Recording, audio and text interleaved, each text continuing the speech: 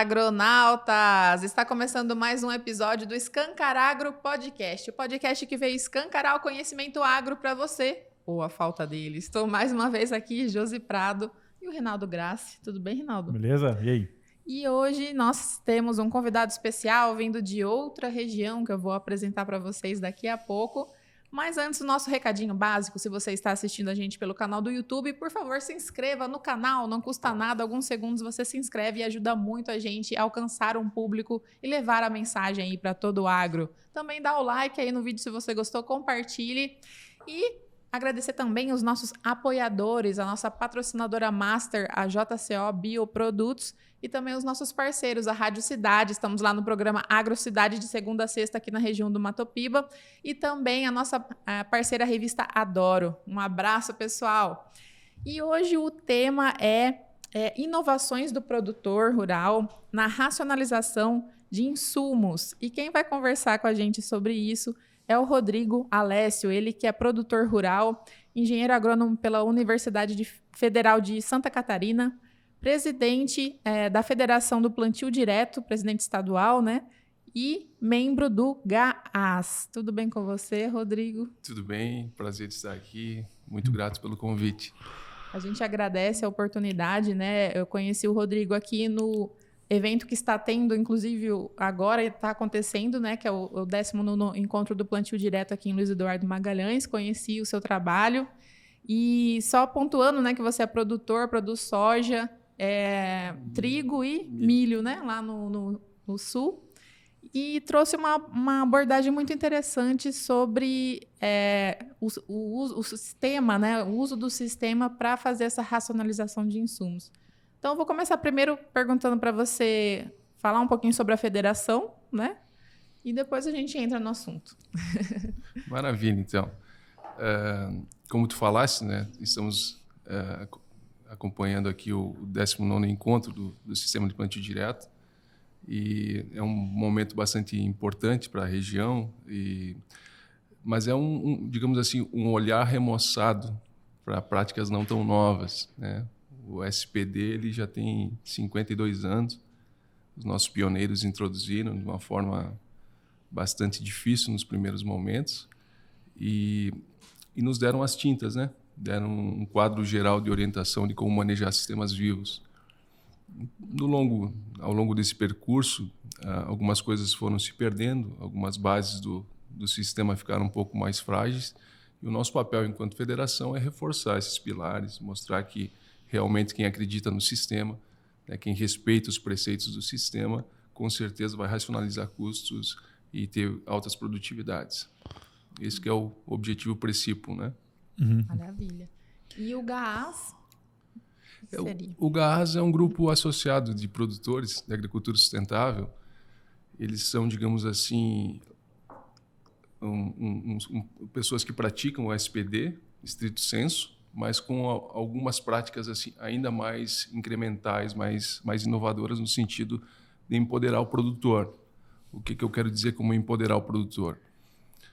Nós vivemos num sistema que a gente pode chamar muito dependente quimicamente, né? Nossa agricultura ela é bastante quimicista, bastante insumista, né?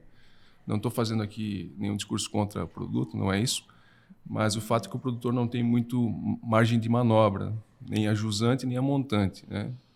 Então, o objetivo do GAAS é empoderar um pouco o produtor, no sentido de viabilizá-lo, menos dependência, economia circular, trabalhar com produtos mais regionais, otimizando esses processos. Então, a gente tem um debate muito horizontal, que é muito importante, né? Uma relação horizontal, produtor-produtor. Você vai inovando, eu estou produzindo on-farm, o outro está produzindo comunidade, e aí essa troca vai emergindo uma construção de saberes bastante interessante. Então, o objetivo dele é trabalhar com essa pegada ambiental, né? Descarbonização da economia e tudo mais. E até porque quando você fica muito vinculado a insumo, a depender do insumo, né, você não tem nem proteção nacional, né? Exatamente. Existe um evento externo aí que ninguém tem controle sobre nada e aquele insumo, sei lá, vai para um patamar que te tira fora de um orçamento, por exemplo, né? Tu não tem absolutamente controle, né? Não tem controle. Outra, se trabalhar com um sistema vivo, são sistemas abertos. Tu está sujeito a uma série de fenômenos aí que você também não controla. Então, a gente tenta se expor ao menos possível a risco, estimular a biocenose do solo, que é a dinâmica da vida, como ocorrem os fluxos de energia, essas trocas tão importantes, e fazer com que esse sistema todo trabalhe em prol do produtor, né? Reduzindo externalidades ambientais e tudo mais. Então, tem um leque de oportunidades muito grande quando se trabalha com sistemas dessa forma. E só para pontuar, né, se você me permitir passar só uma informação sua, que o tamanho da área não importa, né? Você tem uma área considerável lá no sul, né, de 1.000 hectares. Então, muitas vezes, quando vem, quando você conversa com o produtor, já liga, não, essa daí é área pequena e tal. Não, mas 1.000 hectares é uma área muito considerável, né? Quando que você começou a trabalhar nessa linha? Faz quanto tempo? Então, veja bem, o meu pai, ele é um discípulo do Nonô Pereira, né? Um fiel aluno dele. Então, ele aprendeu muito cedo os princípios do sistema de plantio direto nos Campos Gerais, levou para nossas atividades e, a partir daí, foi desenvolvendo um processo maravilhoso de construção de solo, né? Estimulando a produção de biomassa, incorporação de carbono, né? Aquele carbono estável que é tão importante, por isso que tem que pensar sempre em longo prazo. E nós herdamos um processo desse já bem funcional, né? Eu e o meu irmão fomos introduzindo alguns parâmetros que a gente achava importante no sentido de mitigar a dependência do químico. Então, a partir daí começamos a trabalhar com fontes menos solúveis, né? Mais naturais em termos de fertilização, trabalhar com comunidades de micro-organismos, com produção de isolados, né? Bactérias e fungo, para fazer essa substituição, né? Veja bem, é uma complementariedade digamos, de posicionamentos de manejo, né? Tu não está fazendo um discurso contra químico, né? Exato. É uma prática que todo mundo pode adotar, qualquer sistema pode adotar, porque os princípios são bem universais, assim, né? Sim. Então aí cabe muita coisa aí dentro. Eu assim, vai falando, eu vou indo sempre imaginando muito nessa linha mais econômica, né? Financeira, não econômica, financeira, bem nessa linha, né? De a partir do momento que eu começo a colocar fontes mais naturais e teoricamente elas têm menos tecnologia embarcada, elas também vão tendo um custo mais interessante, né? Então você vai tornando o teu sistema menos dependente disso. Eu acho que na primeira conversa ficou nítido isso e agora isso vai reforçando, né? Exato. Porque e o pior, eu acho, né?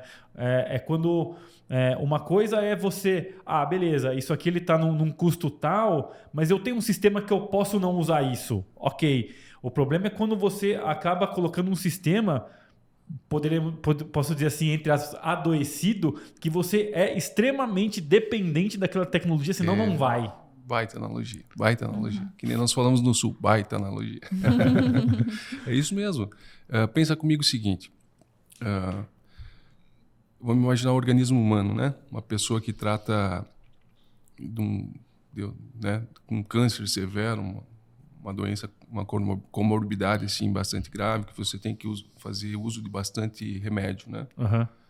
Então, esses remédios, na maioria, são antibióticos. Eles vão dizimar nosso microbioma do estômago, do intestino, da boca.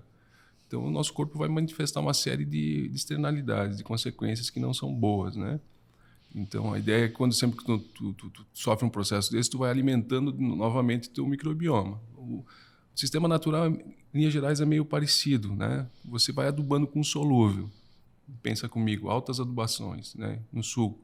A tua planta vai estar numa zona de conforto muito grande. A oferta de energia, num primeiro momento, é muito alta.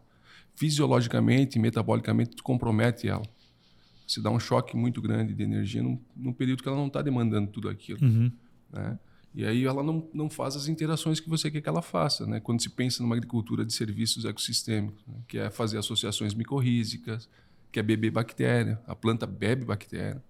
Tem o ciclo de rizofagia, né? Isso já está bem documentado. Então, quando ela trabalha com esses metabólitos dos micro-organismos, a planta absorve estruturas de peso molecular maior. São estruturas mais elaboradas. Então, ela vai ter um custo energético muito menor para ir estruturando as proteínas que ela precisa para a construção de tecidos, enfim. Então, a planta, além de tudo, ela tem um ganho energético. E tem um conceito muito importante aqui, que é solubilidade e biodisponibilidade. Eu posso ter, digamos assim, uma fonte que não seja tão solúvel, a forma como a gente utiliza lá, mas quando você tem biomassa microbiana ativa, esses micro-organismos vão atacar esses elementos não tão solúveis e vão trazer para estruturas metabólicas dele e a planta vai carrear isso, né? Então, são processos bem distintos, né? Você, num sistema convencional, você está meio que numa dependência química. Tem resultado, tem resposta, tem linearidade assim, de resposta, tem, mas em algum momento ele não vai ser sustentável, né? Em algum momento, conjuntura econômica, fator de compactação, né, vai surgindo, porque quando tu não tem raiz desenvolvida, não tem atividade biológica, quem faz a estrutura do solo são agregados microbianos, né, glomalinas, são exudatos, que vão construindo todas as estruturas tão importantes para o solo. Mas são microbiomas bem distintos, né? A nossa latitude é uma, de vocês aqui é outra. Aqui o aporte de carbono ele é muito mais em fluxo, né? Uhum. Você tem um fluxo, as plantas aqui crescem muito rápido, tem luminosidade, né? Elas crescem muito rápido, mas não retém esse carbono, né? É um carbono que de fluxo, né? Ele passa. Entendi. O pouco Entendi consegue o sentido. estocar muito pouco. Nós temos a possibilidade de estocar em função de temperaturas de uma forma um pouco mais rápida, né? Uhum. Mas qualquer incremento de MO no teu solo é o pouco que faz muito, sabe? Sim. É o pouco que faz muita diferença. Pode perguntar. Não, eu só ia falar, só pontuar, né? Que quando você falou sustentável, eu vou roubar a frase do Dr. Fernando, que teve aqui pouco. Quer dizer, não ter dinheiro no caixa mesmo, né? Não ser sustentável é não ter dinheiro. Só para desmistificar, porque o pessoal fica muito subjetivo, né? É isso aí, desmistificar, essa é a palavra. Porque tem muita informação que às vezes bagunça, né? A gente vive um mundo muito doido. Muito doido, né? Uma polifonia, né? Difícil né? Saber qual que é a voz mais correta. Mas o fato é que não necessariamente tu trabalhando com princípios regenerativos, tu vai ser inviável economicamente, tu vai reduzir receita. Muito pelo contrário. Sim. Né? Você reduz custo, as produtividades às vezes são muito parecidas, quando não maiores do que os sistemas convencionais, e a tua margem, tua rentabilidade, que esse é um dado inteligente, né? A produtividade em si ela não é um dado tão inteligente, né? E quando tu correlaciona sistemas que têm assim, esse input de energia via fotossíntese, né? Que você consiga ocupar toda a água que cai, fazer essa biomassa, são realmente os mais rentáveis. Sem dúvida nenhuma. Eu já estava num evento ali, eu cheguei a comentar, né? Falei, cara, eu tinha mostrado um case ali de uso de análise, de uso de dados, né, na agricultura, né? Então a gente tinha tipo um modelo que, baseado no cenário climático, ele te indicava probabilidades de produtividade em decênios, né, emergidos ali naquela safra. E ele mostrava assim que as primeiras épocas de plantio elas eram mais favoráveis do que as últimas. Você ia ter um decêncio muito grande se plantasse muito tarde, né? E que não buscando a exata produtividade que estava prometida, mas buscando a tendência do ano, que era uma tendência de, cara, é um ano que tendencia que quanto mais cedo eu plantar, maior a probabilidade de eu ter um resultado positivo, né? A gente pegou e fez uma simulação de o que seria uma redistribuição da janela de plantio do produtor. Vamos dizer assim, o exemplo é que ele trabalhava em 3 decênios, 25%, 50% e 25%. E aí diluímos um pouco mais e pesamos um pouco mais nas janelas anteriores, né? E o simples fato de fazer isso aumentava a produtividade em 20% na média daquele cara naquele ano. Aí eu falei, cara, para mim isso é ESG. Eu estou trabalhando lá com a chuva, com a luz, com a temperatura, que já estava lá. Exatamente. Sim. E eu aproveitei isso de forma melhor, né? Então, o que é a questão do bolso aí, né? Sem dúvida. Pura aplicação de conhecimento, né? Exatamente. Sem dúvida. Maravilhoso. Eu ia perguntar anteriormente, né? Como presidente de associação e imagino que é um dos líderes, um dos cabeças, né, desse tipo de evento, né? E anda bastante, né? Então, a minha pergunta é, o que você vê, né, na questão de estar num ambiente tão distinto do nosso, o que quando você chega aqui e vê de diagnóstico, fala, cara, esses caras aqui, talvez essa visão que eles estão tendo não tá tão interessante, podia mudar, e ao contrário, fala, cara, o cara tá fazendo um negócio lá que era óbvio, sabe, o que você leva e o que você traz desse intercâmbio regional, assim? Excelente pergunta. Pontos fracos e pontos fortes. Vamos dizer assim, né? Vamos começar pelo positivo, né? Primeiro elogia, depois bate. Né? Imagina, cara, o nível de organização que vocês têm aqui, do ponto de vista de instituições e parceria entre produtores, é algo que não se reproduz. né? Não é comum de se ver isso. Então, é impressionante a articulação, né? Associações, federações trabalhando em conjunto, pesquisa, produtores bem alinhados, né? Preocupado com o social. Tem uma série de tratativas assim, bastante impactantes e importantes, né? Desenvolvimento da cidade, assim, muito em função dessas instituições. Então, o Estado, às vezes, não comparece tanto, mas o próprio arranjo local vai se virando nessas questões, né? Então, isso Nossa, fiquei encantado com a... E outra, sem contar a beleza da região e, enfim, condições de ambiente. É um bioma, como eu falei para vocês, bem distinto do nosso. Enquanto nós temos algumas limitações, aqui vocês têm algumas potencialidades bastante interessantes. Aqui você tem braquiárias que em 2, 3 dias crescem um palmo. É uma loucura. Você vai abrir uma trincheira a 4 metros de profundidade, tem raiz, mas não é qualquer raiz. É raiz cabeluda, é troço fora do comum. Então, quer dizer, tem que associar essas condições e tentar ver como é que tu consegue abstrair isso em termos de práticas de manejo simples para o produtor, né? Eu vejo muitos exemplos aqui, no evento, inclusive, alguns foram reportados de uma forma brilhante. Crop companions, né? A cultura companheira na soja. Estão tentando plantar braquiária para ocupar essa janela de chuvas, né? Para você não ter alta produção de biomassa, fazer ponte verde, né? São estratégias maravilhosas que estão surgindo aí. Algumas composições com mix de planta, colocando leguminosa na jogada também, para tentar potencializar ainda mais esse processo.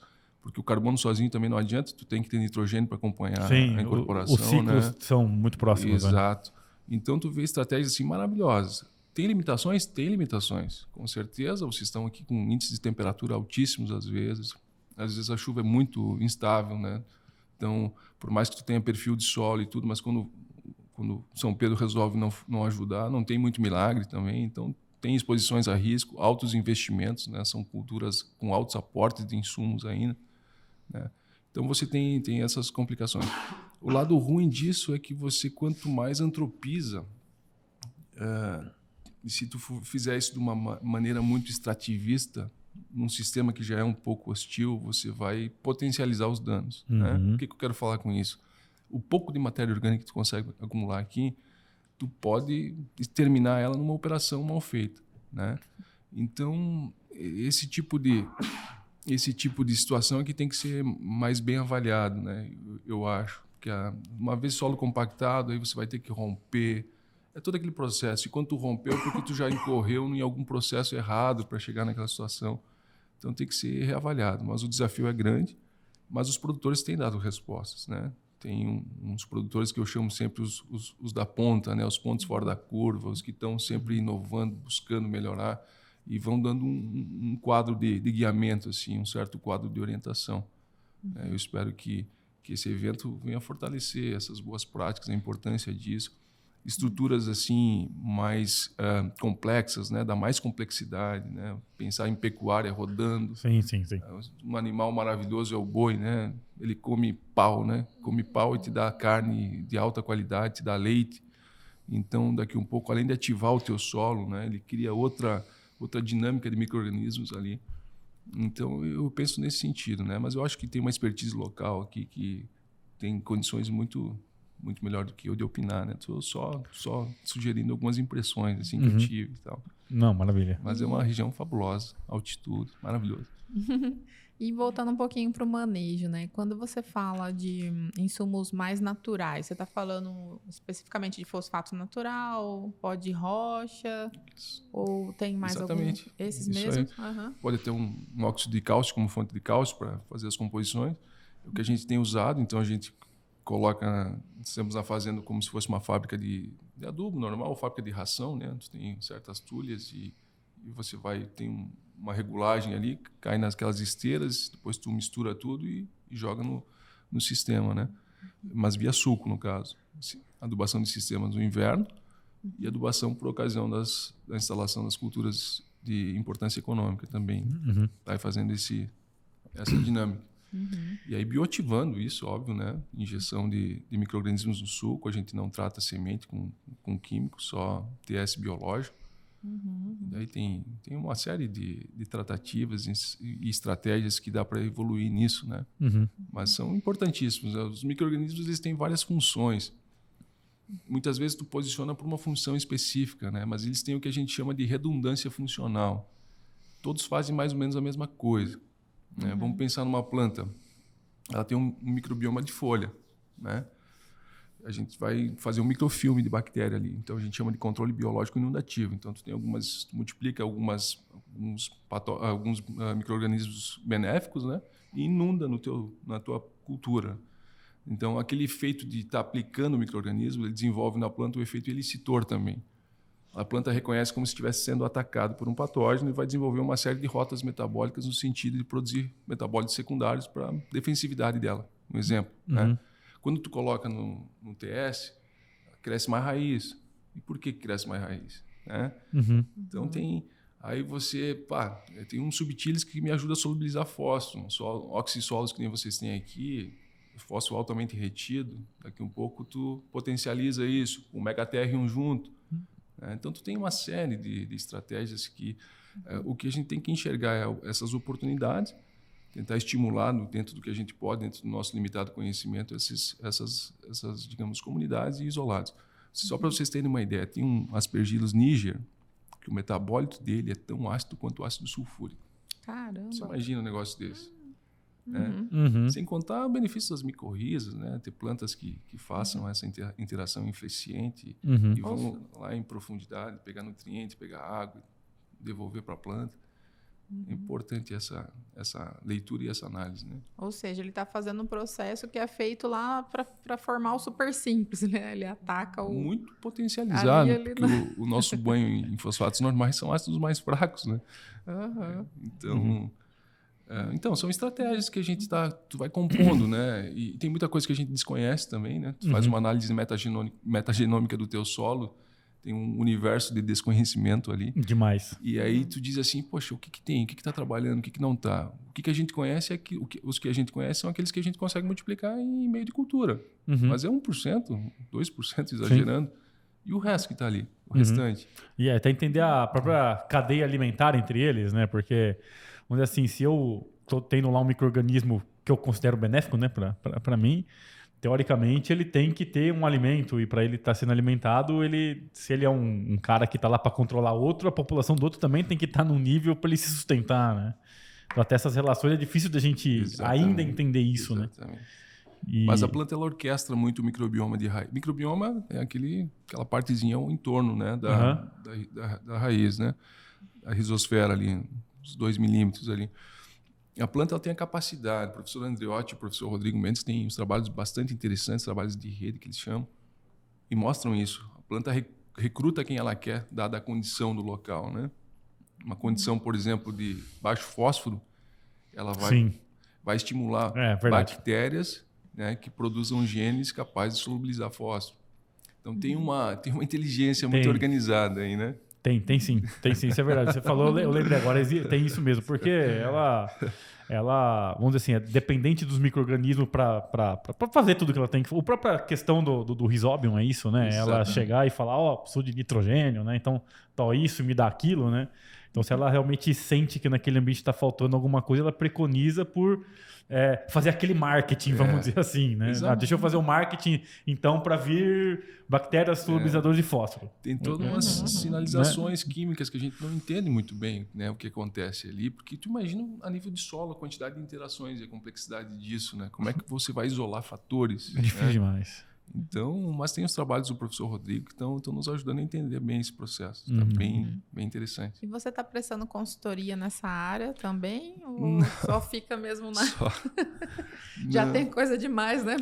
Não, e o nosso propósito aqui é difundir as boas práticas, né? Tentar, dentro da nossa pequena capacidade de entender as abstrações da natureza, tentar passar um pouco dessa mensagem. Contribuir com conhecimento mesmo. Exato. Né? E aí tu tocou numa coisa, né?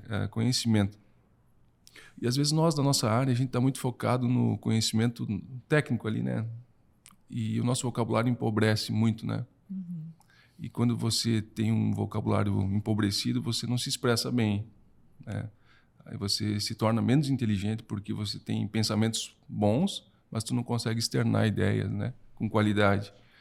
Então, eu sempre falo que nós temos que ter um repertório de leituras um pouco fora dessa nossa área. Tem uma literatura de qualidade aqui no Brasil e e os clássicos do mundo aí. Sim. Eu acho que merecem ser apreciados. Vão só enriquecer a nossa capacidade cognitiva, aumentar a nossa capacidade, nossos horizontes de consciência, enxergar as coisas de uma forma um pouco diferente, né? Porque às vezes tu pensa assim, pô, por que um livro é tão importante depois de tanto tempo, né? Qual que é a mensagem que está ali? Sim. E às vezes tu vai pro livro, tu não entende qual é a mensagem.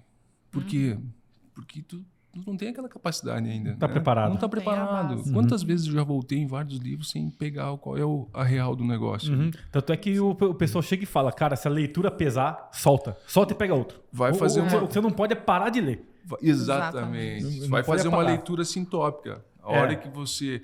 Jorge Luis Borges, um autor argentino que é maravilhoso, eu considero o melhor texto assim que essa humanidade já pariu. Ele fala muito assim que para tu entender um livro tem que ler no mínimo 50 livros. Caramba. E é por aí. Se tu for analisar, é por aí. Uma obra com uma mensagem assim... Mitologia grega, vamos pensar assim, um assunto rebuscadíssimo, né? Tu entra lá, uma série de alusões a coisas que tu desconhece. Mas toda a mitologia, uma vez compreendida, ela encerra em si assim, conhecimentos muito reais e muito fortes, que se você conseguir internalizar aquilo, vão mudar a tua vida. Sim. Né? Pega um texto bíblico, por exemplo. Eu tive há pouco tempo em Porto Alegre, estava o Jordan Peterson, não sei se vocês conhecem. Oxe. É um psicanalista canadense, gosto muito dele, minha esposa também. E ele fez assim uma análise da Bíblia como se fosse um objeto de ciência, né? Tira a parte de fé e vamos analisar cientificamente qual é a mensagem ali. Né? E uma coisa muito original, assim, ele foi construindo todo um entendimento, sabe, das passagens e trazendo para tua realidade, tentando adaptar para o teu contexto. E tu sai melhorado, cara. Sim. Porque são insights que tu recebe muito diferentes. E aí a gente fala em temperismo, né? A pedra sofre, a rocha sofre, né? Mas e uma palavra dessa que está aí há quanto tempo, né? Ela está há quanto tempo, né? Está permanente, está sólida. Verdade. Então, a gente tem que ter descolar um pouco da nossa área, da nossa bolha, e enxergar as coisas um pouco mais, com um horizonte um pouco mais amplo. Para ter a capacidade de refletir, de ter um senso crítico, Exato. né? E às vezes de entender que muitas vezes as incoerências que tem, na verdade, é só isso mesmo, falta de repertório, né? Falta de... E você tocou num assunto interessante, porque há um tempo eu venho pensando assim que realmente o nosso setor precisaria de amplificar isso daí, né? Eu estava até falando assim, nossa, vou pegar um clube do livro, sabe? Baita ideia. Porque assim, por exemplo, tem livros interessantíssimos que a gente pode trazer para formar essa visão holística que está faltando, né? Exatamente. Que é, por exemplo, aquele Armas, Germes e Aço. Jeremy Diamond, né? É, bom clipe. Tem um outro que tem até lá, agora esqueci o título, que fala da história, né? Da agricultura no mundo. A história da agricultura no mundo. É isso aí, né? Vamos combinar, né? Nós lemos pouco, né? Demais. Pouco. E olha que eu me considero acima da média, mas eu sei que é pouco. Então como é que tá? A gente tem Ainda que... mais que isso aqui, ó, eu tô atrapalhando demais. Ele é maravilhoso, plataformas maravilhosas. Eu acho, não se discute, né? Sim. Não posso reclamar que eu ganho minha vida com ele. Não, mas aí tu tem formas de uso, né? Tem formas de uso. Quando você vai para uma exageração, para um paroxismo, ele não vai fazer bem, né? Eu diria mais, você estava falando, você falou, e eu digo mais do que isso. Hoje, se você for ver, muito do nosso dia a dia é lidar com problemas. Né? É lidar com problemas, vira e mexe, tomar Vocês decisões. também têm problema? Demais. Que coisa. E lidar com problemas, buscar soluções e etc. E uma das habilidades que mais necessárias, ou deveria ser, né, para você lidar com problemas, etc., é a criatividade. E a criatividade, ela vem de combinações. Se você pegar e ver, muitas das vezes as ideias que as pessoas têm por aí, não é do nada, é uma combinação disso com aquilo. Conectando pontos. Conectando pontos. E quanto mais pontos você tem para conectar, maior a probabilidade de você ser criativo. E como que você aumenta a quantidade de pontos para você, né, você tem na tua cara, na tua mente, etc., né? É com o repertório. Pega Dostoiévski, por exemplo, um autor russo maravilhoso. Ele desenha os personagens, a psicologia deles, né, toda a psique deles de uma forma tão perfeita que tu não tem literatura científica que digamos assim, reproduza aquilo. Ele te dá personagens e vai construindo um enredo e tu vai vivenciando a experiência daquele personagem. E aquilo embora tu não esteja vivenciando realmente aquilo, mas aquilo vai te servir de exemplo, né? Sim. No imaginário. A hora que você se deparar com uma situação semelhante, você pelo menos vai ter um comparativo de comportamento, uma consequência ali alinhada. Então, tu está enriquecendo o imaginário. Literatura de alta qualidade é enriquecer o imaginário em linhas gerais. Sem dúvida nenhuma. Eu particularmente gosto muito da história, né? Então, isso diz por si só, né? Você percebe várias vezes como existem vários ciclos distintos, mas do mesmo jeito. Exato. Beleza. Isso aqui era com uma coisa, isso aqui era com outra, aquilo era com outra. Mas o ciclo ele era muito similar. E tem gênios, né? A humanidade pariu muitos gênios, né? Mas os caras que fazem assim umas obras que são de uma riqueza. Assim, você pega Ortega y Gasset, que é um pensador espanhol. Para tu ter uma ideia, ele era professor, ele ia dar aula, né? Aí quando tinha a aula dele, o horário da aula dele, ele esvaziava todas as outras aulas. Todo mundo queria ver o cara dando aula, gravavam. Gravavam não porque não tinha gravador, mas escreviam tudo que ele discursava lá. Então, aí ele vertia, por exemplo, pegava um determinado assunto e vertia aquilo sobre várias correntes de pensamento, assim, né? Entendi. Entendeu? É outra nível. Cabeça, cara. Imagina sair de uma aula daquela, tu deve estar flutuando, né? Porque é tanta informação de qualidade. A cabeça explode mesmo, né? Mas vamos falar de agricultura. Né? Vamos falar, a gente derivou, mas já que a gente derivou para esse assunto, que é muito legal, essa magia do podcast, né? Que a gente pode fluir na conversa. A gente estava falando de futuro, né? Do quanto que esse tipo de visão de agricultura regenerativa, e até infelizmente por falta de conhecimento, esse termo está cada vez mais sendo usado por extremos, o que é horrível, né? O que você enxerga para o futuro, assim? Onde que a tecnologia sei lá, tipo assim, você vê um futuro mais sombrio com a tecnologia ou que a gente vai conseguir chegar nesse utópico, né? Que é a tecnologia ajudando no meio ambiente, na sociedade e tal. Já que a gente está filosofando. A pergunta é muito difícil de responder, mas... porque... Né? Não foi uma pergunta, não fez uma pergunta eu acho fechada. Que todo mundo vai morrer. Realmente. Não, mas assim... não soube expressar. Vai do apropriar, né? Vai do apropriado, do uso que tu faz. Eu acho que toda inovação, ela tem um lado bom, um lado ruim. A forma como tu apropria. Por exemplo, a internet são plataformas maravilhosas, não tenha dúvida e tudo. Mas daqui um pouco está limitando muito a cognição, porque tu está muito na mensagem rápida, instantânea, tu não está mais conseguindo concentrar. Sim. Né? Tá gerando muita ansiedade na maioria das pessoas. Parece que se falta o celular, tu tem alguma coisa que está te incomodando.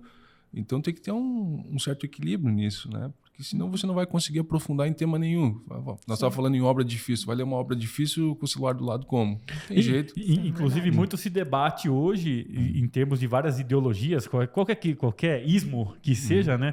O quanto que o nível intelectual disso baixou. Não existe mais a profundidade de debate.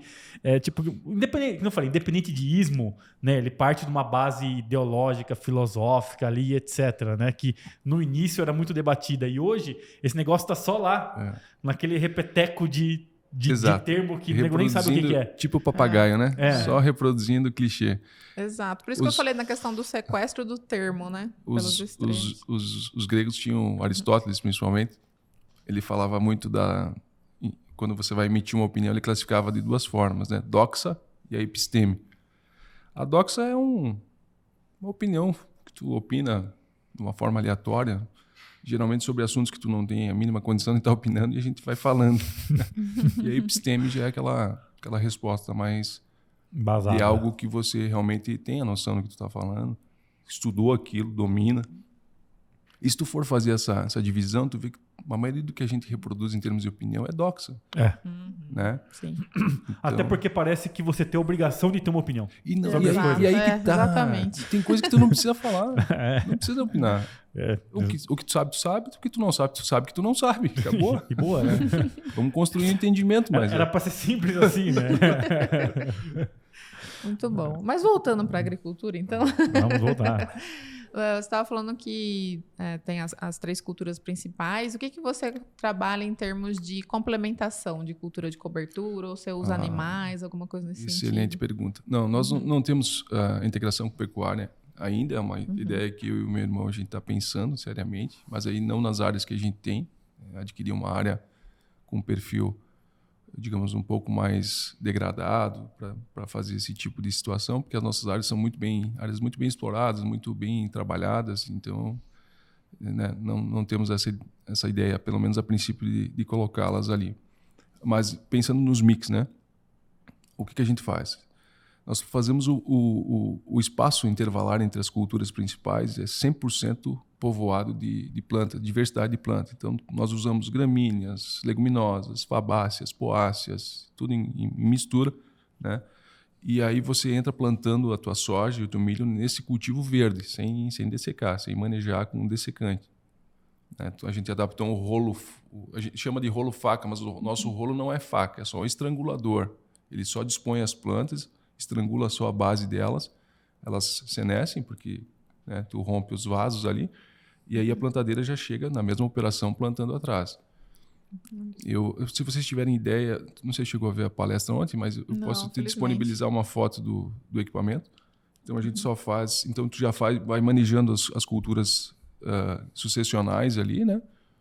E já entra com a tua cultura no verde ali.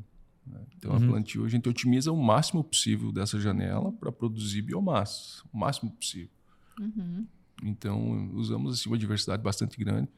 Entre rotacionamos as culturas, então tem área onde vai milho num ano, vai soja no outro, né? Nos intervalos povoa com mix. Então, tô falando de área de 5,5%, 6% de matéria orgânica. Né? Então, são áreas bem... E essa massa verde, ela não, sei lá, não tem apodrecimento, alguma coisa nesse sentido? Tem. Decompõe. Tu tem várias relações ali. Por exemplo, tu pega uma brassica, a relação CN é baixa, né? Falando do nabo, de uma própria ervilhaca. Então, você estrangulou ela, em pouco tempo ela... Só que aí o nitrogênio que está ali embaixo já está prontamente disponível. Prontamente não, vai levar uns 20 dias para a tua soja, o teu milho absorver aquilo, né? Em termos de disponibilidade. E aí tem as gramíneas, que elas têm uma CN mais alta, elas permanecem por muito mais tempo, né? Permanecem até no outro ano, assim, você tem mulching ali das culturas remanescentes. Em função da temperatura, né, e umidade, você não tem tanta degradação. E então é bastante interessante nesse sentido. Do ponto de vista operacional também tu não tem tanta dificuldade, porque as plantas verdes elas têm uma ancoragem de raiz, que a gente chama, né?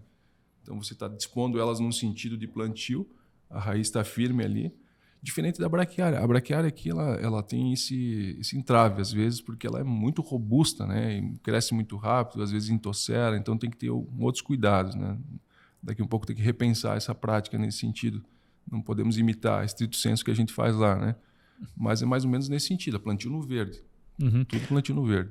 O caso de apodrecer, em tese, ele iria acontecer de qualquer jeito. Mais no sentido de ter micro-organismos ruins, né? De apodrecimento. Mas como o ambiente ali já está bem trabalhado, acredito que aí não acontece. Então, mas isso iria acontecer de qualquer jeito.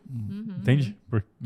Beleza, no caso dele, vamos dar nome aos bois. Não usa o glifosato para fazer uma dessecação, né?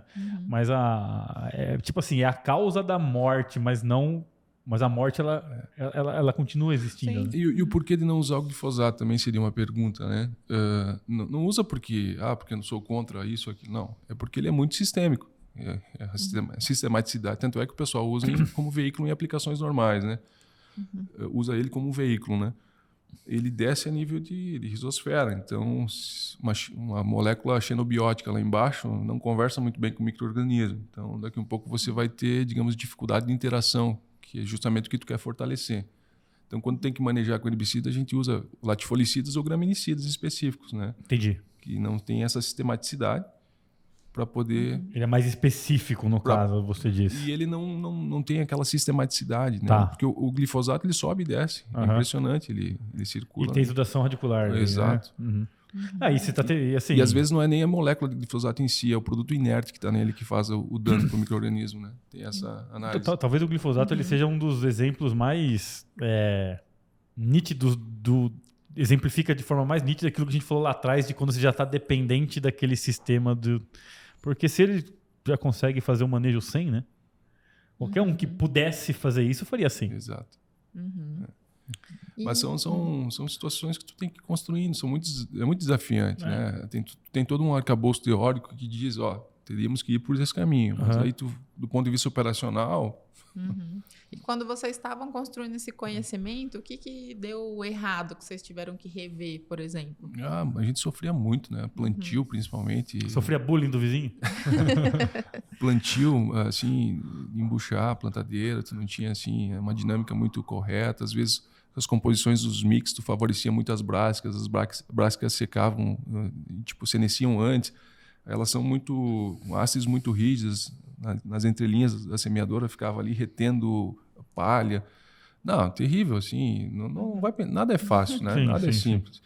Aí nós tínhamos um período que a gente evitou, assim, 100% herbicida, queria zerar, só manejo mecânico com controle de ervas, tinha uma máquina que estava nos ajudando a fazer isso. Aí tinha talhões que a buva estourava. Aí o pessoal falava muito assim, esses filhos do Alessio aí vão quebrar, né? Primeira coisa que fala. Vocês foram se formar lá e desaprenderam tudo. Mas aí tu vai... Quando tu sabe onde quer chegar, tu tá disposto a correr certos riscos, né? Concordo, o propósito Então tu foi encaixando, a gente foi entendendo essas dinâmicas de fluxo, né, de espontâneas, aí vai equacionando, vai desenvolvendo. Foi adaptando equipamentos, Exato. né? Plantadeira. Tudo é assim, né? Tudo é assim. Não é nada estanque ali. Pensa uma multinacional enorme, né? Que produz máquinas, né? Tu tem que vender semeadoras para o mundo inteiro. Só que o mundo inteiro é bem diferente, né? São continentes diferentes, são biomas diferentes, fluxos de palha diferentes. Então é difícil, né? Isso não quer dizer que tu vai, porque o produto é original, eu não posso adaptar um pouquinho. Não, que é isso. Vamos trabalhar dentro. E outro, eu comprei, ele é meu.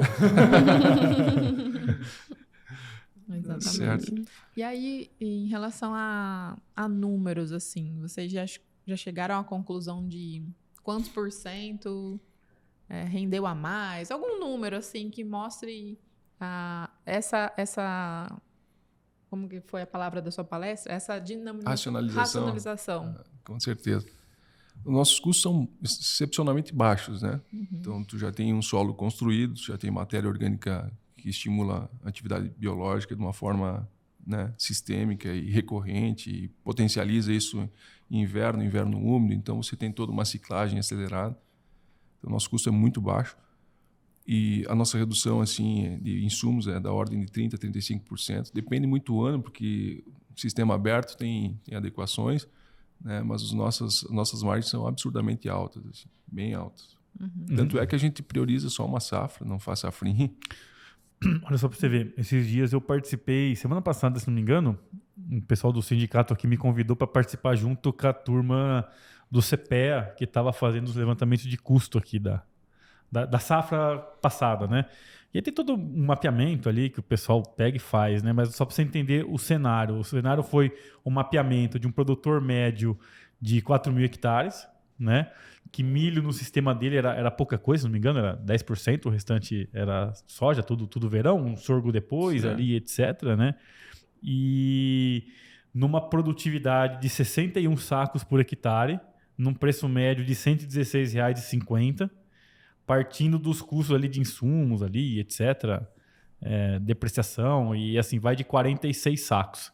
E quando você ia colocando e avançando, né, na planilha, no financeiro ali, o cara, no final de tudo, quando você vai lá no custo de oportunidade da terra lá e etc, negativo. Meu Deus, tu vê que o limiar entre o lucro e o prejuízo é muito estreito. Não, é muito. E aí, se você partir do ponto que algumas coisas você não vai mudar muito, né? Pelo menos o que ficou bem nítido para mim foi assim, o quanto que você parte, de que nível que você está perdendo aquele custo inicial, daquele 45, 46. Quais são os centros que mais pesam ali no negócio? Exatamente, é ali o ponto de partida. E ele mostra de forma bem clara o quanto você tem um teto ali. Porque se você partir dali muito engessado, você lá na frente obrigatoriamente vai estourar. E a safra é mais ou menos isso, né? Ela é uma aposta que você faz, né? Porque na prática não funciona assim, fui lá no campo, olhei, tô com isso, agora eu vou atrás da coisa para mexer com aquilo. Não. É uma aposta que você pega e faz inicialmente. Beleza, minha safra é essa aqui, são essas ferramentas que eu vou pegar e vou sair para atuar sobre ela. Aí você vai jogando com o que você tem ali. Então, se em alguns parâmetros você já conseguir começar para trás, já né? tem uma margem de menos exposição a risco, né? Total. Assim, eu fiquei assustado, sabe? Até o pessoal ali chegou a debater. Mas se a atividade, o custo de oportunidade da terra não é negativo, por que o pessoal continua plantando? Você né? veja, Assim vai. aí tem um cálculo que é interessante a gente ver, porque os ativos, os imóveis rurais tiveram, digamos, um incremento de preço Foi essa a resposta. altíssimo, né? Então, se você considerar o custo de oportunidade hoje para entrar na atividade, ela fica inviável, mas fica inviável em qualquer região do país, porque os custos subiram absurdamente, né? O imóvel, o ativo, né, subiu muito. Então, como essas áreas foram adquiridas geralmente a preços muito menores, a gente, tipo, esse ganho de capital que tu teve, mais ou menos tu tira ele desse cálculo aí, porque se tu fizer os paybacks normais, tu vai ver que tá tudo no vermelho. Perfeito, foi exatamente essa conclusão. Foi exatamente essa conclusão de que, cara, ao longo do tempo a terra valoriza, eu já tô aqui, isso aqui já foi adquirido. Então, né? Foi exatamente isso que foi concluído ali. E aí só voltando porque tu estava falando, tu tocou em custo, nós estávamos falando em custo, né? A gente tem que entender que não tem bala de prata, né? Não tem. Então tem que cuidar muito com as ofertas, porque o produtor é invadido por, né, empresas ali em cima o tempo todo e aquela sedução, aquele troço. Então tem que entender que não tem milagre. Não tem. Né? Então a gente fala muito, sempre preconiza muito sistema, né? O manejo do sistema, né? Porque é ali que está o encaixe estrutural do negócio. Tu quer construir fertilidade estrutural, tu só vai construir manejando o sistema. Não vai construir quimicamente. Nós já tentamos isso N vezes, com a agricultura de precisão e tudo mais. Baita ferramenta também. Né? No início nós achávamos que nós ia resolver quimicamente a vida, pegar áreas de baixo, jogar lá em cima. Só que ela nos mostrou outras coisas, então ela tem um benefício maravilhoso também. Mas o fato é que é sistema o negócio. Né? Sempre atacar sempre a causa do problema. A gente geralmente... A primeira pergunta que o produtor faz, o que eu tenho que matar? Como é que eu mato isso aqui? Né? Como é que eu, né? Como é que eu controlo? Mas é o sintoma. Tu vai para o médico fazer anamnese lá, o cara nem te olha na cara, por exemplo, o médico ruim. Às vezes tu tá dormindo mal. O cara te manda fazer exame, te dá um monte de coisa, mas às vezes é o sono que tu não tá tendo. Falta um entendimento um pouco maior, né? Aí tu vai tratar uma coisa que não é um sintoma, não é a causa daquele sintoma. Então essas relações tem que ter muito claro. E às vezes falta essa percepção. É impressionante como falta essa percepção. Falta visão holística na medicina também. Inclusive, eu vejo, às vezes, assim, uma capacidade analítica do pessoal muito, muito aquém do que deveria ser. Muito aquém, assim. O pessoal, eu acho que até pelo nosso processo cognitivo de gastar muita energia a partir do momento que você pensa muito, tem que explorar, o pessoal busca aquela saída, sabe, mais rápida e aquela conclusão que ela até pode ser um fato, mas não implica a causa. Foi a partir do momento que eu fiz isso que começou a acontecer aquilo. Às vezes pode até ser, né? É coincidência, né? Mas não necessariamente explica aquilo. Exato. Eu vejo, às vezes, muito pessoal concluindo e fechando, entendeu? E é fala, isso, cara, isso até pode ser a maior contribuição para isso, mas não está sozinho.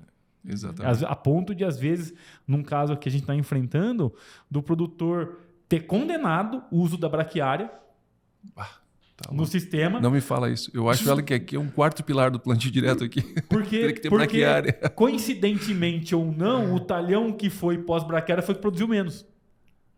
Então, tipo assim, qual que era o único fator que tinha de diferente? Não, é que aquele tinha e os outros não. Bum, condenou. Tá louco, meu Deus. Então são as precipitações, né? É extremamente complexo. É extremamente complexo. Tu falou em sofrimento, né? Tem a escritora brasileira Adélia Prado, ela ganhou o prêmio Camões desse ano aqui. É a honraria maior da literatura portuguesa. E ela fala do sofrimento, né? Geralmente, ela tem uma análise da natureza humana bem interessante. E ela tenta explicar o sofrimento como condição de consciência, né? Ela diz que tua vida é atravessada por um monte de emoções e sentimentos que tu não controla muito, né? Às vezes tu tá odiando, às vezes tu tá amando, às vezes, né? Teu desenvolvimento físico, teu desconforto físico é grande, às vezes. Às vezes tu tem desconforto moral também, né? Tem coisas que tu não entende por que são assim. Então, quer dizer, e ela diz assim, tu não tem que, digamos, se distrair do sofrimento, desviar dessa dor, porque tu pode até ignorar ela em algum momento, mas ela vai te encontrar lá na frente. Então tem que encarar as coisas. Sofrimento como condição de consciência, né? Tem que encarar, tem que avaliar, sopesar. Às vezes uma palavra que tu dá para uma pessoa de uma forma equivocada, tem que rever. Faz o gesto, vai lá, não é bem assim. A gente se arroga assim, às vezes, no direito de, que nem eu falando, opinar sobre coisas que a gente não domina, não tem a mínima condição de opinar. E às vezes tu machuca, às vezes tu fere, assim, e às vezes sem perceber isso também, de uma forma... Então Sim. E falando na questão de matar, né, que a gente falou, em relação a pragas, porque assim, teoricamente a gente sempre fala, uma planta bem nutrida, né, protege melhor das pragas, tal, mas como a gente não chega nesse nível e está sempre usando, né, como é que é no seu caso, que a gente imagina que já está um sistema bem equilibrado? Como é que está essa questão de pragas? Me fez uma pergunta e eu já fui lá para a literatura. Não, Tu tem que me trazer, tu tem que me puxar. Relaxa. Então, a praga é um sintoma, né? É um sintoma. Então, vamos tentar entender por que uma praga que não era praga se tornou praga principal de um cultivo, por exemplo, percevejo em soja, né? Então, tu vai ver, tu não tem mais inimigo natural parasitando o ovo do percevejo, que são dípterozinhos. E aí, quando desequilibra o sistema, a abundância de alimento, ele vai expressar aquela condição de dano, né? E assim vale para a maioria das pragas principais, né? O que a gente faz para tentar tirar um pouco do químico é usar os isolados. Por exemplo, tu usa Bacillus thuringiensis, tu multiplica em bioreatores, né? E inunda. Então, essas bactérias, elas têm um cristalzinho que elas formam, né? Depois do processo de multiplicação, as lagartas ingerem aquilo, né? Ela destrói as paredes do trato digestivo da lagarta e elas acabam morrendo. Dando um exemplo, assim, né? Bem grosseiro. Mas, assim, tem várias outras ferramentas que dá para usar. Tu pode fazer esses controles com um mix de planta, por exemplo. A composição florística dos mix atrai inimigos predadores benéficos, né? Tu vai organizando todos os níveis tróficos novamente. Óbvio que tu não vai imitar um sistema florestal, sim, né? Sim. Onde você parte do pressuposto que aquilo ali está em equilíbrio perfeito. Então, você vai tentando recuperar esses níveis tróficos para te ajudar a manter o sistema estável. Geralmente, áreas que você já passou 1 ano, 2 sem tanta pressão, usando biológico, no 3º ano, tu provavelmente não vai ter problema, porque a coisa já foi se organizando, né? Mas eu imagino que a maior parte da tua racionalização de insumos como um todo está na questão de fertilização e herbicidas, né? Ou essa parte da defesa também, de doença, ela seguiu a mesma... Também. Só que no fungicida a gente tem usado químico junto, aí tu usa aplicações casadas, né, biológico com químico, onde tem compatibilidade, tem que ter essas análises bem claras. Mas o fato é que tu tem uma genética também muito vulnerável, né? Tu pega a soja, ela foi melhorada para produtividade. Sim. Então tu tem uma defensividade muito baixa, né? Tu mexeu geneticamente muito nela. Daqui um pouco rotas de defesa que seriam importantes já não estão mais ali, né? Tu insere uma cadeia de DNA e alguma coisa tem que sair, né? Sim. Não vai ocupar o mesmo espaço o ali. DNA é um, né? Então tu tem riscos, né? Às vezes pega uma condição ambiental muito favorável, nossa região chove muito, né? A região é alta, o entorno planta mais cedo, então você tem pontos ali de inóculo muito fortes. Às vezes o sistema biológico não aguenta. Não vai aguentar. Aí eu não vou perder produtividade porque eu sou totalmente verde. Não, aqui ninguém é xiita, né? Precisou, aplica, ele está ali para corrigir e vamos manter, né, o teto de produção. Mas é mais ou menos nesse sentido, né? Tanto é que já se tem mapeado mais ou menos assim eu imagino assim, né? Já se tem mapeado os 2 extremos, né? Um deles acontece, que é o uso somente lá, vamos pegar o caso do fungicida, né? Lá, tantas aplicações, né? E tem mapeado mais ou menos o que seria o ideal. Esse ideal, acho que dificilmente ele ocorre, que seria 0 aplicações de químico, né? Mas qualquer coisa que você sai desse caminho indo em direção a esse, já é um ganho. Sem dúvida. Né? E já se tem mapeado, por exemplo, nesse caminho, quais são os pontos de partida. O que eu quero dizer com isso? Beleza, no caminho entre eu fazer 100% de um jeito, 100% químico ou por 0% químico, e eu tenho que começar, quais desses 100% químico eu mantenho? Se o teu programa é um programa que, em média, você faz 5 aplicações e você vai começar a racionalizar, cara, nesse primeiro momento, não abra mão da aplicação de time 2 e 3. Certo. Tira de 1, tira de 4, tira de 5. Exato. Então, existe mais ou menos um norte para chegar lá. Tu já deu a resposta aí, né? Tu tem a prevenção como principal ferramenta, né? O manejo biológico, ele não pode prescindir da prevenção, né? Então, tu não dá para esperar sinal de doença em planta. Sim. Não pode esperar. Tu tem que estar sempre com o teu filobioma, que a gente chama, totalmente ativo ali. E aí você pega, por exemplo, uma planta num sistema desse, ela tem uma economia de energia, como eu havia comentado antes. E quando ela tem economia de energia, sobra, digamos, energia para ela produzir, digamos, estruturas de defesa que, teoricamente, ela não conseguiria fazer no sistema normal. Sim, porque não sobra. Espessura de cutícula, por exemplo. Entendi. A serosidade do limbo. Ali tem componentes fungitóxicos importantíssimos. Então, por mais que tu tenha uma pressão de doença, vamos imaginar que o teu controle derrapou em alguma situação ali, mas tu já tem uma planta que está um pouco mais equipada, digamos, defensivamente para um ataque. Então tem uma série de costuras, está tudo meio que interligado, né? Tá tudo uma rede muito intrincada, né? Então não dá para dizer assim, é isso ou aquilo, né? Tu tem que ir favorecendo essas biocenoses, essas interações. Porque, na verdade, o princípio da máquina, como um todo, ele é um só. Ele só tem um jeito de acontecer. A questão é como ele deriva depois. O que eu quero dizer com isso? É fotossíntese produzindo glicose que vai para ser queimado na mitocôndria e a partir dali a planta direciona o que ela vai produzir a partir dali. E aí ela vai jogar, beleza? A temperatura tá alta, faz isso. Tá desse jeito, faz aquilo. Isso. E aí é um jogo de débito e crédito. Exato. Não tem para onde correr. O risco que vocês têm aqui. Aí que eu digo, a preservação ambiental ela é importante, não é?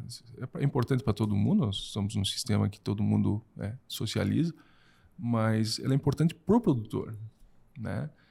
E a temperatura, quando é muito extrema, você trava a tua fotossíntese. Não é isso? E aí você está com uma máquina, você tem um monte de energia, um monte de investimento, mas essa máquina está parada. Resolveu não trabalhar porque ela a transpiração é extrema, né? Sim. Passou determinada temperatura, ela trava, ela vai fechar estômago e aí acabou. Tu vai parar aí 4, 5 dias sem produzir absolutamente nada. E às vezes não é uma questão de você chegar e falar assim, é porque eu quero estar com a minha máquina trabalhando em 100% dos momentos. Lógico, seria o ideal, mas do quanto tempo ela não está parada frente ao normal. Exatamente. Beleza, tem um período, porque vamos dizer assim, a planta saiu o sol, né? Ela está túrgida, ela vai partir para um momento ali do dia que ela vai perder a turgidez, vamos dizer, ela vai murchar, vai fechar o estômago e no final da tarde ela vai pegar e voltar. Então esse é um ciclo diário que vai acontecendo. Então imagina só, você tem um sistema, alguma coisa que, se normalmente a tua planta ficaria 4 horas sem atividade, agora vai ficar 2 horas e meia. Você já ganhou ali na frente. Exatamente. É uma engenharia maravilhosa da natureza, né? Doideira, né? É um milagre. Muito legal. O professor Rathenlau ali, na palestra que ele teve no início do evento, ele fala, professor, né? Eu estou falando do papo do carbono no mundo. Ele fala que a Terra ela tem o poder divino de ressuscitar a vida. E é fato, né? Ela é impressionante. O sistema, quando trabalha, os benefícios. Não precisa muito, né? Você dando um empurrãozinho, ele meio que... Não, é aquele negócio lá do não atrapalha aqui. Que vai, né? Tudo certo. Muito bom. E eu acho, assim, maravilhoso o exemplo, né, do seu trabalho. Eu diria que é como se fosse o estado da arte da agronomia, porque você tem ali as culturas que economicamente são as principais, que é soja, milho e trigo.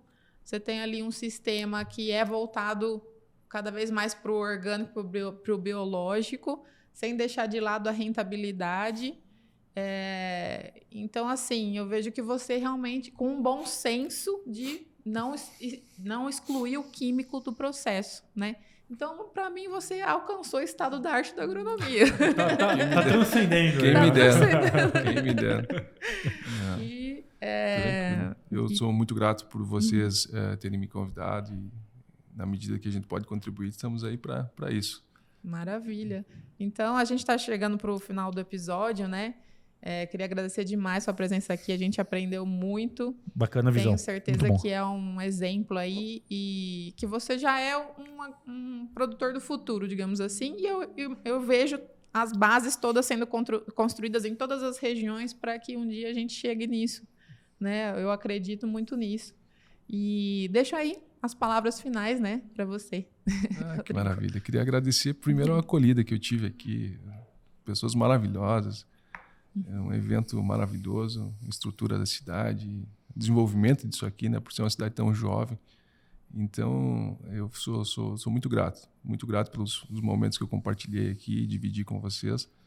E eu penso assim, a oportunidade da nossa agricultura, ela é tremenda, né? O país pode dar respostas para o mundo de como manejar sistema, como descarbonizar essa economia, como fazer realmente uma agricultura mais sustentável em todos os níveis, né? E todo mundo ganha com isso. Todo mundo ganha, né? Não tem mais soil health, aquele conceito, né?